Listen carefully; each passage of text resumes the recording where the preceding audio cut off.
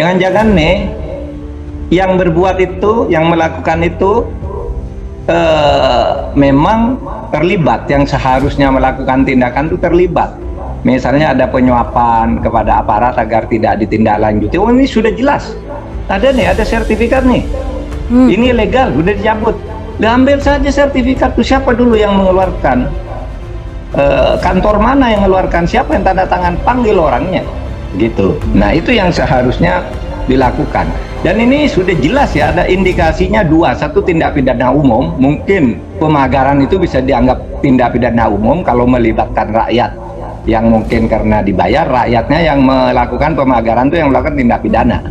Tapi yang memerintahkan, aktor intelektualnya dan kantor pemerintahnya itu pasti berkolusi. Pasti berkolusi. Kenapa sampai keluar seperti itu? Sampai 263 surat hanya di Tangerang gitu. Mantan Menko Polhukam Mahfud MD mengkritik aparat penegak hukum yang dinilai lambat dalam penindakan pemasangan pagar laut di sejumlah wilayah di perairan Indonesia yang belakangan menjadi sorotan. Ia mengaku heran mengapa Polri, Kejagung hingga KPK seakan-akan takut dalam menindak. Menurutnya, pemasangan pagar laut telah jelas unsur pidananya. Mahfud menjelaskan ketika aparat penegak hukum itu seluruhnya berwenang dalam menindak kasus tersebut. Ia pun menekankan bahwa penerbitan sertifikat HGB di kawasan pagar laut itu sudah jelas pelanggaran hukum. Ya. Nah kan itu harus disidik. Pak Prabowo sudah menyebut loh tiga ini, sudah menyebut tiga institusi penegak hukum bertindak, tapi kok pada diem gitu, ada yang nunggu laporan, ada yang saling lempar dan sebagainya. Ini sebenarnya penanganan tidak benar. Saya malah menjadi curiga ini mungkin satu kaitan panjang dengan peristiwa pasir, ya kan pernah tuh ada peristiwa pasir yang sebut ya yang dulu lah, yang itu sampai sekarang kasusnya hilang padahal sudah jelas itu melanggar aturan. Ada juga sudah jelas pernyataan Menteri Airlangga ya bahwa itu PIK 2 saja, itu bukan PSN, bukan proyek strategis nasional. Dia hanya sebagian dari PIK 2 yang masuk dalam proyek strategis nasional khusus bidang ekowisata, ya. Itu ekowisata untuk bidang tropical coastline, ya. Nah itu yang terjadi ini di luar jauh PIK 2, jelas itu penggarongan, gitu. Kenapa aparat kok diam? Gitu. Mahfud menerangkan, keluarnya sertifikat di atas laut itu merupakan bukti adanya penipuan atau penggelapan. Ia menegaskan, wilayah laut tidak boleh disertifikatkan. Dengan fakta itu, tidak ada alasan lain bagi aparat untuk tidak langsung memproses masalah pidana dalam kasus itu. Ia menyebut, penerbitan sertifikat itu diduga kuat karena praktek kolusi, permainan antara dunia usaha dengan pejabat terkait. Pemeriksaan Lurah Kohot Arsin oleh penyidik Kejaksaan Agung terkait pagar laut dinilai Mahfud sudah tepat, meskipun agak terlambat. Pemeriksaan Lurah Kohot yang dilakukan pada Rabu kemarin sudah betul. Dengan pemanggilan Lurah Kohot akan terungkap alasannya mengeluarkan dokumen-dokumen yang diperlukan untuk mengurus sertifikat di area pagar laut Tangerang. Aparat desa yang mengerahkan dan rakyat yang dikerahkan untuk melakukan pembongkaran atau mengaku bahwa itu miliknya, kan ada bukti tanahnya di kantor pertanahan. Apa betul ini tanah?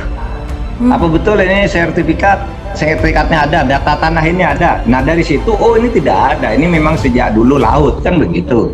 Nah seperti yang dikatakan oleh Menteri ATR BPN, ya ATR BPN.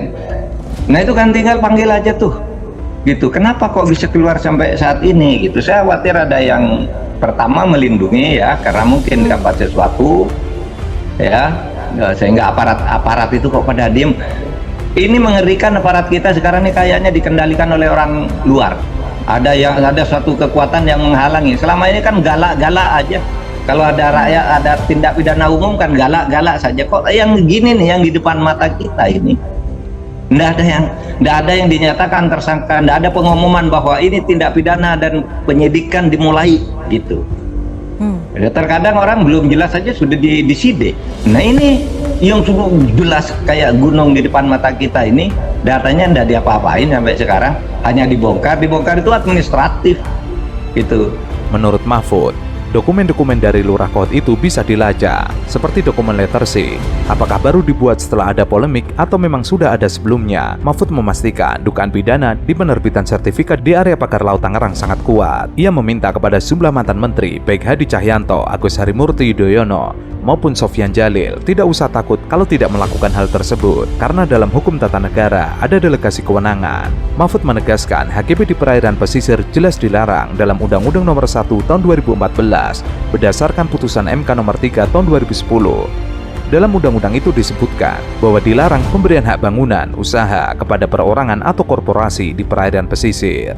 Menurut saya kayaknya takut kepada satu kekuatan ya, yang entah kita, ya kita sudah menduga-duga kekuatannya, tapi kan yang harus mengungkap itu polisi, karena kalau kita menduga-duga, nyebut-nyebut gitu, nanti disalahkan lagi, menyebarkan berita bohong, orang tersinggung, lalu orang yang melapor nanti yang ditindak. Padahal laporan itu nggak ada, laporan kalau nggak benar ya diumumkan aja ini nggak benar gitu.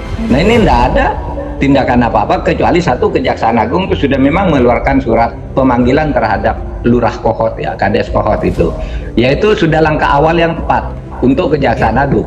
Tapi bagaimana dengan ATR BPN? Bagaimana dengan KKP gitu? Apa yang mereka lakukan gitu? Kan itu penting ditindaklanjuti atau diketahui oleh masyarakat. Seperti apa sih yang Anda lakukan di situ sebagai pejabat yang bertanggung jawab atas bidang itu? Nah yang begini nih, suara-suara yang begini cukup rame sekali, tapi dia nggak pengen lalu, ini negara apa?